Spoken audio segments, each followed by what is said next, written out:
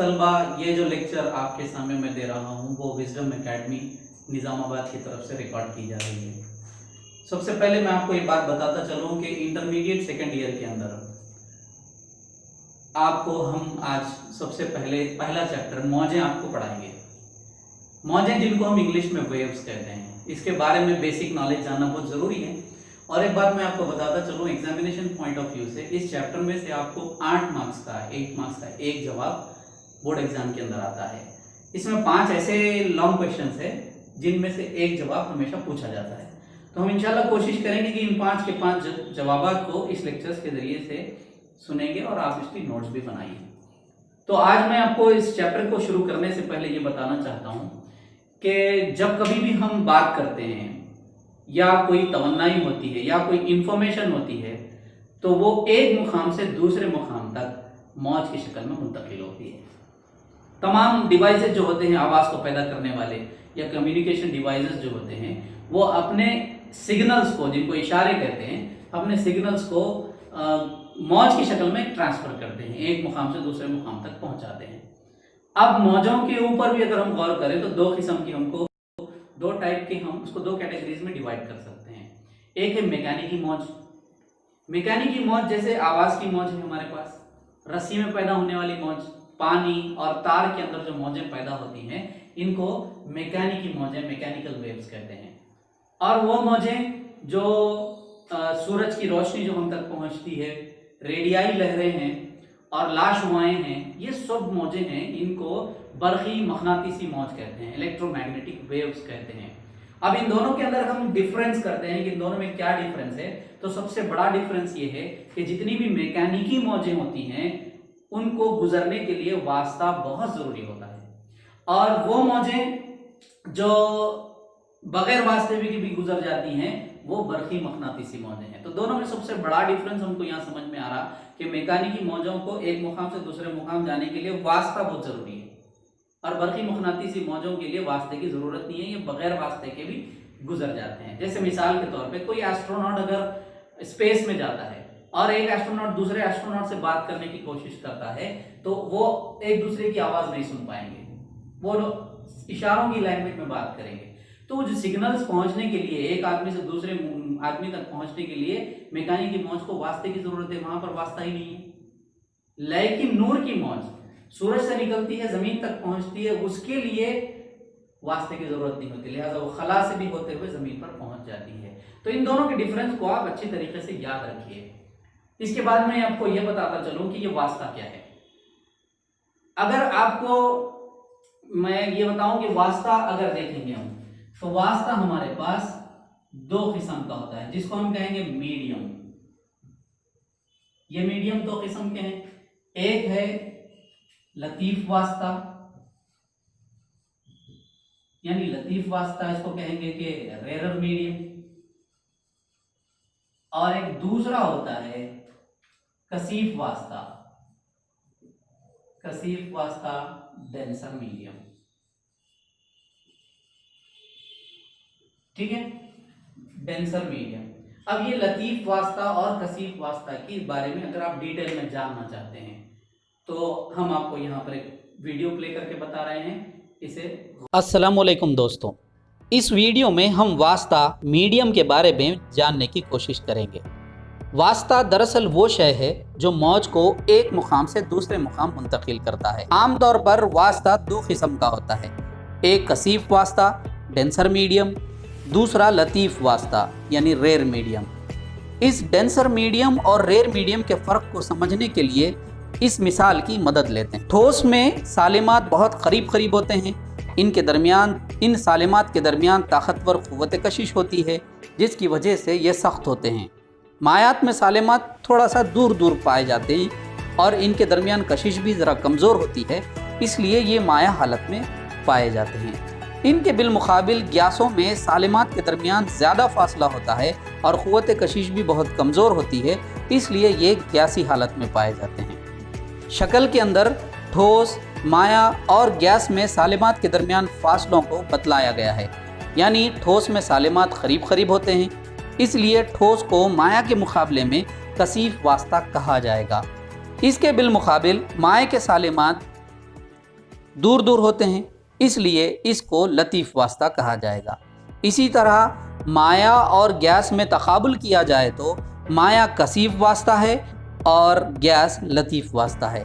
इसको हम इन दो मिसालों के ज़रिए समझने की कोशिश करते हैं। हमारे पास 3 किस्म के ठोस हैं, जैसे लकड़ी, प्लास्टिक, फौलाद। इनमें कौन सा वास्ता कसीफ है और कौन सा वास्ता लतीफ़? तो जवाब इस तरह होगा कि फौलाद बहुत ज़्यादा ताकतवर होता है, सख्त होता है, तो लिहाजा ये कसीफ वास्ता रखता है बिलमुकाबिल लकड़ी और प्लास्टिक के। इसी तरह लकड़ी कसीफ वास्ता है बिलमुकाबिल प्लास्टिक के। मायात जैसे पानी, शहद और पारा में कसीफ और लतीफ़ वास्ते का फ़र्क कैसे किया जाएगा? पारे की कसाफत पानी और शहद के मुकाबले में बहुत ज़्यादा होती है, इसीलिए पारा एक कसीफ वास्ता है बिलमुकाबिल शहद और पानी के। इसी तरह शहद कसीफ वास्ता है पानी के मुकाबले में। तो बच्चों, आपने कसीफ वास्ता और लतीफ़ वास्ते का फ़र्क इन मिसालों के ज़रिए समझ लिया है। याद रखो, आवाज़ की मौज की रफ्तार कसीफ वास्ते में ज़्यादा होती है, लतीफ़ वास्ते में कम, जबकि नूर की रफ्तार लतीफ़ वास्ते में ज़्यादा होती है और कसीफ वास्ते में कम। तो देखा आपने, मौज की मुंतकिली के एतबार से वास्ते की तकसीम हमने 2 हिस्सों में की है। तो आज हमने कसीफ वास्ता और लतीफ़ वास्ते के फ़र्क को जान लिया। तो दोस्तों, आपने देखा कि वास्ता किसे कहते हैं। आपने पूरी मालूमात वास्ते के मुतालिक पूरी मालूमात आपने हासिल कर ली है। तो आइए अब हम आगे बढ़ते हैं। अब यहाँ हम मौज के बारे में पढ़ेंगे। यहाँ जैसे मैंने आपके यहाँ पर बोर्ड पर लिखा है कि मौज जो होती है वो 2 किस्म की होती है। एक होती है रवा मौज, जिसको अंग्रेजी में हम प्रोग्रेसिव वेव्स कहेंगे, और दूसरी मौज होती है मुखीम मौजें, जिनको हम स्टेशनरी वेव्स कहेंगे। अब ये प्रोग्रेसिव वेव क्या होती है? अगर एक मौज अपने मब्दे से निकलती है और वो किनारे पर जाकर खत्म हो जाती है, या ये कहिए कि वो वापस नहीं आती, ऐसी मौज जो अपने मब्दे से तो निकलती है लेकिन वापस नहीं आती, ऐसी मौजों को हम क्या कहेंगे? रवा मौजें कहेंगे। अब इस रवा मौजों को हम 2 हिस्सों में कैटेगराइज कर सकते हैं। एक है तूली रवा मौजें, यानी लॉन्गिट्यूडनल प्रोग्रेसिव वेव्स, और दूसरी है अर्जी रवा मौजें, जिसको हम ट्रांसवर्स प्रोग्रेसिव वेव्स कहते हैं। क्या कहते हैं? ट्रांसवर्स प्रोग्रेसिव वेव्स कहते हैं। अब यहाँ आप सबसे पहले यहाँ आइए। जैसे हमने कहा कि रवा मौजें प्रोग्रेसिव वेव्स, इनकी 2 कैटेगरीज की हमने। पहली जो हमने कैटेगरी की है वो तूली रवा मौजें हैं। तूली रवा मौजें किसे कहते हैं? यानी इसकी सबसे बेस्ट एग्जाम्पल आपको है तो वो आवाज की मौज है, sound waves. Sound waves are the longitudinal progressive waves. तो इसमें अगर हम देखेंगे तो इसके जर्रात जो है ऐसे आपको नजर आएंगे। एक मुकाम पे आपको पूरे जर्रात करीब करीब नजर आएंगे, दूसरे मुकाम पर दूर दूर होते हुए नजर आएंगे। ये हैं एक दूसरे के करीब और ये हैं दूर दूर। तो इसमें वो इलाका जहां पर जर्रात बहुत ज्यादा कंप्रेस हो जाते हैं, करीब हो जाते हैं, तो इसको कहते हैं कंप्रेशन। और जहां दूर हो जाते हैं इसको कहते हैं कि रेयर फ्रैक्शन। तो हमको ये मालूम हुआ कि कंप्रेशन और रेयर फ्रैक्शन के सिलसिले तूली रवा मौजों के अंदर पाए जाते हैं। इसको उर्दू में क्या कहेंगे? कंप्रेशन को कहेंगे तकसीफ, तकसीफ। और जहां रेयर फ्रैक्शन होता है उसको कहेंगे तलतीफ। तो मैं आपसे ये सवाल करूंगा कि तकसीफ और तलतीफ के सिलसिले कौन सी मौज में पाए जाते हैं? तो आपका जवाब होगा कि तूली रवा मौजों के अंदर तकसीफ और तलतीफ के सिलसिले पाए जाते हैं। इसको समझने के लिए और एक भी एग्जाम्पल मैं आपको सामने दे सकता हूँ। ये एक स्प्रिंग है, ये स्प्रिंग में यहाँ दूर दूर हल्के बने हुए हैं, यहाँ पर करीब करीब करीब हैं। तो ये compression rarefaction, compression rarefaction. अब आइए अर्जी रवा मौजों के बारे में देखते हैं। अर्जी रवा मौजों में क्या होता है कि अर्जी रवा मौजों की जनरल मिसाल जो हमको दिखाई देती है, रस्सी के अंदर बनने वाली एक रस्सी है, आपने उसको जमीन पर छोड़ दिया और अब जब ऐसे मूवमेंट करते हैं तो उसके अंदर ऐसे लूप्स बनते हैं, तो उसको क्या कहते हैं? अर्जी रवा मौजें। फॉर एग्जाम्पल ये अर्जी रवा मौजें। अब अर्जी रवा मौजों के अंदर भी क्या होता है? जर्रात वाइब्रेट होते हैं, जर्रात मुर्तइश होते हैं। तो जब जर्रा मुर्तइश होते होते इस मुकाम पर पहुंचता है तो इसको कहते हैं फराज, क्रेस्ट। और जहां जर्रात नीचे के हिस्से में आजम तरीन उनका नफल मकान होता है तो उसको कहते हैं नशेर। फिर ये इसको नशेब कहते हैं टफ, क्रेस्ट एंड टफ। तो ये भी क्रेस्ट यानी ये भी फराज, फिर ये नशेब। तो मेरा आपसे ये सवाल है कि वो कौन सी मौज है जिसमें फराज और नशेब पाए जाते हैं? तो जाहिर सी बात है आप कहेंगे कि अर्जी रवा मौजें जिसमें क्रेस्ट एंड टफ पाए जाते हैं। तो और एक बात मैं यहाँ पर एक इंफॉर्मेशन आपको दे रहा हूँ, ये एक फराज है और ये एक फराज है। इन दोनों फराजों का दरमियानी फासला हमेशा लैम्डा होता है। ये जो सिंबल आपको नजर आ रहा है ये लैम्डा का सिंबल है, लैम्डा का सिंबल है, यूनानी है, ग्रीक वर्ड है ये। तो मैंने कहा कि दोनों फराजों, तो क्या दोनों नशेबों के दरमियान का फासला भी लैम्डा होता है? बिल्कुल, इन दोनों के दरमियान का फासला भी लैम्डा होता है। तो आपको ये समझ में आई बात, तूली रवा मौजें और अर्जी रवा मौजें। तकसीफ तलतीफ के सिलसिले तूली रवा मौजों में होते हैं, फराज और नशेब के सिलसिले किसमें पाए जाते हैं? अर्जी रवा मौजों में। तो ये थी तूली रवा मौजें, रवा मौजों से मुताबिक। जी, हमने अभी थोड़ी देर पहले ये तमाम चीजें आपके सामने रखी रवा मौजों की दोनों मिसालों को। अब आइए, मैंने यहाँ कहा था आपको कि रवा मौजें उसे कहते हैं जो अपने मब्दे से निकलती हैं फिर वापस नहीं आती। तो ऐसी मौजों को हम क्या कहेंगे? रवा मौजें कहेंगे। रवा मौजे की एक अच्छी मिसाल मैं आपके सामने देता हूँ, वो ये है कि एक रस्सी है हमारे पास और हमने उसको एक हाथ से बंध दिया, पकड़ लिया, और हमने उसको ऐसे वाइब्रेट करने पर उसके अंदर मौजें बनेगी और वो किसी मुकाम पे जाके खत्म हो जाएगी। तो ये रवा मौजें हैं। आपने क्या किया? उसी रस्सी को किसी सहारे से बांध दिया, अब तेजी से आप उसको वाइब्रेट कर रहे हैं, तो वो क्या होगा? उसके अंदर आपको ऐसे ऐसे लूप्स बनते हुए नजर आएंगे, ऐसे ऐसे हल्के बनते हुए नजर आएंगे। तो यानी उसका मतलब ये है कि जब एक रवा मौज जाती है फिर किसी किनारे से टकरा के वापस आती है, तो वैसी मौज जब रवा मौज पलट कर वापस आ गई तो उसको हम क्या कहेंगे? मुकीम मौजें। जब दो रवा मौजें आपस में एक दूसरे पर सुपर इम्पोज होती हैं तो मुकीम मौज बनती है। इसकी मैं एग्जाम्पल आपके सामने देता हूँ। ये रवा मौज जा रही है, एक वास्ते में गुजर रही है, एक मुकाम पर गई और यहाँ से टकराने के बाद फिर उसी तरीके से वापस हमारे पास आ गई, तो ये क्या कहलाएंगी? मुकीम मौज कहलाएंगी, वहाँ जाके वापस आएंगी। यहाँ सबसे इम्पोर्टेंट चीज़ ये देखना है कि यहाँ पर फराज और नशेब के सिलसिले पाए जा रहे थे, यहाँ पर उसका नाम तब्दील हो जाएगा। ये मुकाम जहाँ पर ज़र्रात का नखले मकान अक़ल तरीन होता है उसको कहेंगे उक़दा, जहाँ पर आज़म तरीन होता है तो उसे कहेंगे ज़िद उक़दा, यानी इंग्लिश में इसको कहेंगे एंटी नोड और इसको कहेंगे नोड।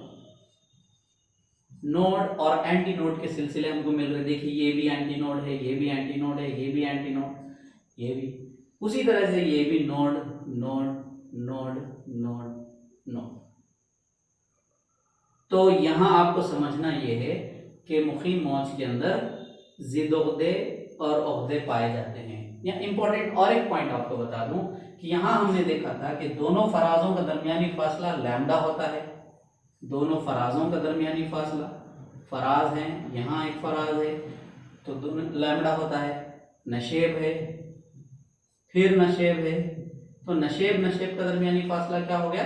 लैम्डा हो गया। लेकिन यहाँ क्या होता है? मौज की जो फासला है थोड़ा और कम हो जाता है, आधा हो जाता है। तो यहाँ देखिए, अब यहाँ एक उक़दा है, यहाँ एक उक़दा है, एक उक़दा दूसरा उक़दा, यानी दोनों उक़दों का दरमियानी फासला अब बन जाता है λ/2। इसी तरह से दो ज़िद उक़दों का दरमियानी फासला भी, यहाँ एक ज़िद उक़दा है, यहाँ ज़िद उक़दा है, इन दोनों के दरमियान का फासला λ/2। अच्छा, अगर ये सवाल भी आपको एग्जाम में आ सकता है कि एक उक़दा है और एक ज़िद उक़दा है, इनका दरमियानी फासला क्या होगा? एक उक़दा और एक ज़िद उक़दा का दरमियानी फासला उसका फिर आधा हो जाएगा, तो वो हो जाएगा λ/4। लिहाजा हम यहाँ क्लास को यहाँ पर समाप्त करते हैं। एक बार फिर आपके सामने रिवाइज कर दूं कि मौज की दो अक़साम हैं, रवा मौजें और मुकीम मौजें। रवा मौजों से मुराद वो मौज जो अपने मब्दे से निकलती है फिर वापस नहीं आती, ऐसी मौज को रवा मौजें कहते हैं। ऐसी मौज जो जाती है फिर वापस भी आ जाती है तो मुकीम मौज कहलाती है। तो रवा मौजों की दो मिसालें हैं, तूली रवा मौजें और अर्जी रवा मौजें। तूली रवा मौजों की बेहतरीन मिसाल आवाज़ है और अर्जी रवा मौजों की मिसाल है पानी की मौजें हैं और तार में बनने वाली मौजें हैं। ये सब इसकी मिसाल हैं। फिर मैंने आपको ये भी बताया कि तकसीब और तलतीब के सिलसिले तूली रवा मौजों में पाए जाते हैं। अर्जी रवा मौजों के अंदर नशेब और फराज के सिलसिले पाए जाते हैं। इसके बिलमुकाबिल मुकीम मौज के अंदर जैसे मैंने आपको कहा कि उक़दा और ज़िद उक़दा पाया जाता है। दो उक़दों का दरमियानी फासला λ/2, दो ज़िद उक़दों का दरमियानी फासला λ/2, और इसी तरीके से एक उक़दा और एक ज़िद उक़दे का दरमियानी फासला λ/2। जी, अभी तक हमने मौज के दोनों अक़साम के बारे में पढ़ा था, रवा मौजें और मुकीम मौजें, और उसकी कंप्लीट डिटेल हमने हासिल की थी। अब हम क्या करेंगे कि एक अर्जी रवा मौज को लेंगे और उसके पैरामीटर्स के ऊपर, उसके अवामिल के ऊपर डिस्कशन करेंगे, जो बहुत इंपॉर्टेंट है, एग्जामिनेशन पॉइंट ऑफ व्यू से भी इंपॉर्टेंट है। अगर आप कॉम्पिटिटिव एग्जाम्स भी लिख रहे हैं तो ये 8 जो पैरामीटर्स है वो मैं आपके सामने एक के बाद एक डिस्कस करूंगा। असल तो 6 पैरामीटर्स है, 2 मैंने इसमें ऐड किए हैं ताकि आगे के जवाब आपको समझ में आए। तो आइए सबसे पहले हम ये देखते हैं कि यहाँ पर जो ज़र्रा होता है, ज़र्रात मुसलसिल हरकत करते हैं, उस हरकत करने की वजह से एक वेव फॉर्म होती है, और ये वेव कौन सी है? अर्जी रवा मौज है। आप जानते हैं कि अर्जी रवा मौज में ये ऊंचा मुकाम जो है, ज़र्रात का आज़म तरीन नखले मकान जो है वो कहलाता है फराज, जिसको इंग्लिश में क्रेस्ट कहेंगे, और नीचे वाला नशेब कहलाएगा, जिसको हम टफ कहते हैं। क्रेस्ट एंड टफ के सिलसिले अर्जी रवा मौज में बनती है, हमने सीखा है। अब आइए इसके अंदर हम ये देखते हैं कि हैत इर्तियाश क्या है। कई मरतबा हम नाम सुनते हैं हैत इर्तियाश का, एम्पलीट्यूड का, लेकिन उसके बारे में हमारे सामने सही कॉन्सेप्ट नहीं होता। अब हम देखेंगे कि हैत इर्तियाश क्या होता है।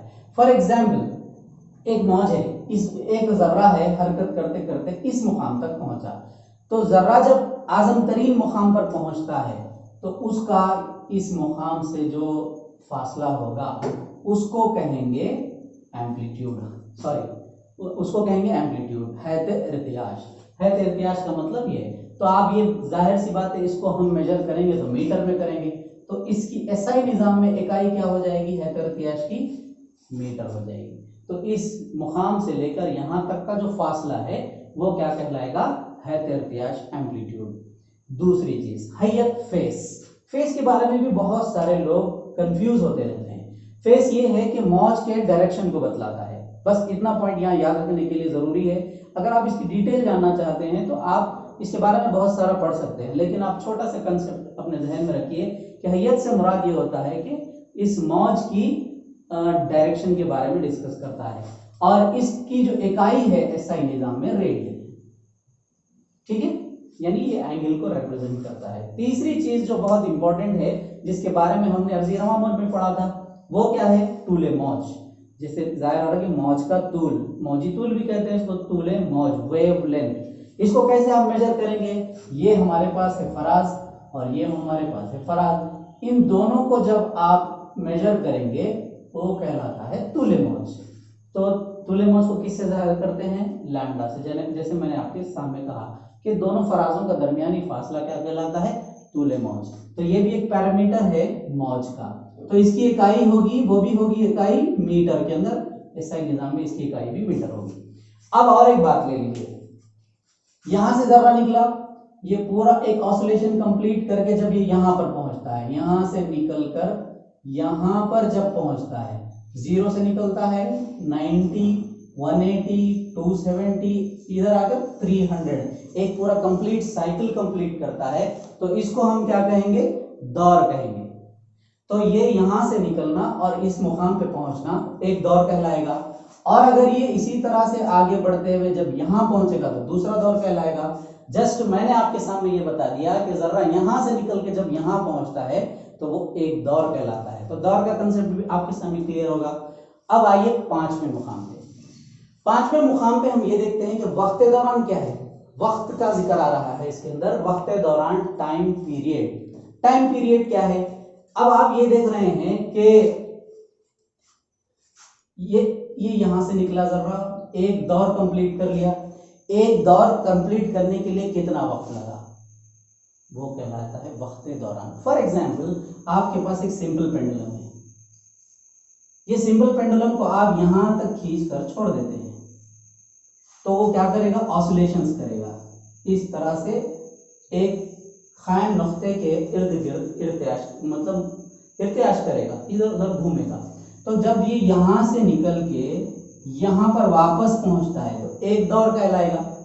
और वो कितने वक्त में यहाँ पर पहुंचा, इस मुकाम से निकला और यहाँ तक एक दौर कंप्लीट करने कितना वक्त हुआ, उसको हम क्या कहते हैं, वक्त दौरान। मौज में भी यही है, ये यहाँ से निकलकर इस मुकाम पर पहुंचा, कितना वक्त लगा, वो वक्त दौरान कहलाता है। इसकी इकाई भी सेकंड्स में होती है, क्योंकि आप वक्त से इसको रिलेट कर रहे हैं तो इसकी इकाई होगी सेकंड।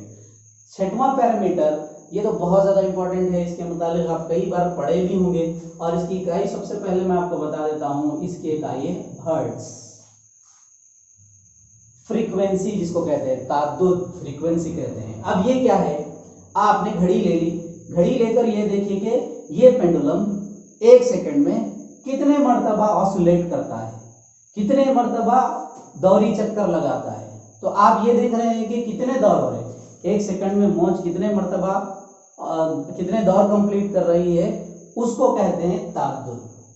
एक सेकंड में कितना हो, इसका मैं ज़ाब्ता इधर लिख देता हूँ, 1/T, ये हो गया दौर, ये सॉरी वक्त दौरान। एक वक्त दौरान के लिए कितना वक्त लगेगा, तो यहाँ हम क्या करेंगे, इसको रिप्रेजेंट करेंगे, म्यू से भी किया जा सकता है, लेकिन मैं इस चैप्टर में इसको n से रिप्रेजेंट करूंगा। आप याद रखिए, टेक्स्ट बुक के अंदर देखेंगे तो आपको म्यू मिलेगा, कई दूसरे टेक्स्ट बुक में n मिलेगा। तो हम भी हमारे लेक्चर में कंटिन्यूस सीरीज में हम n का ही इस्तेमाल करेंगे ताद्दुद के लिए।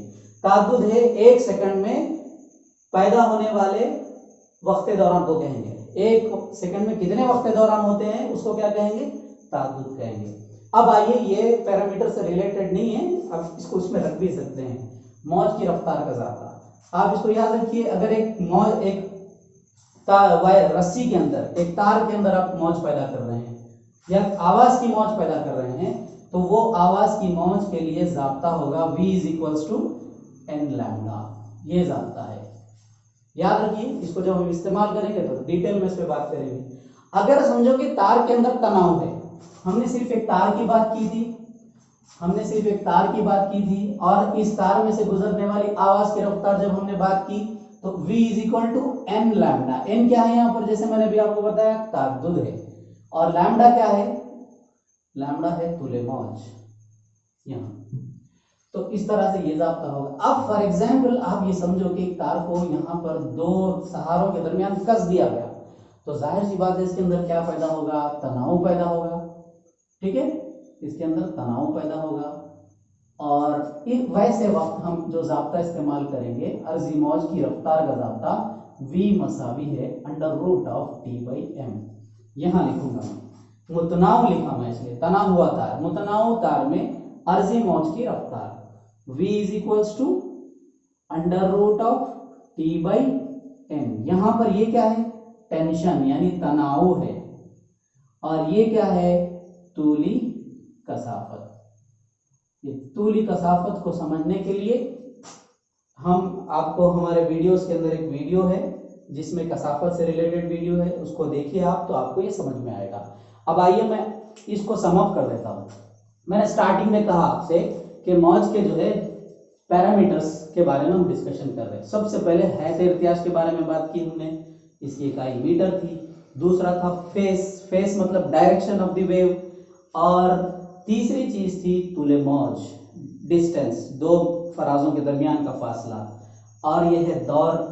फिर इसके बाद हमने वक्त दौरान के बारे में पढ़ा, ताद्दुद के बारे में पढ़ा, मौज की रफ्तार, अगर तार में तनाव है तो उस वक्त क्या होगी, ये दोनों के बारे में पढ़ा। आप एक बात याद रखिए, हम डिस्क्रिप्शन के अंदर आपके लिए इसकी नोट्स लिख रहे हैं, यहाँ पर पूरी नोट्स लिखना जगह नहीं है, वक्त ज़्यादा दरकार है उसके लिए, तो लिहाजा डिस्क्रिप्शन में इसके डेफिनेशंस हम दे दे रहे हैं, PDF की शक्ल में रहेगा, आप उसको अपलोड कीजिए, डाउनलोड कीजिए और उसका प्रिंट ले लीजिए।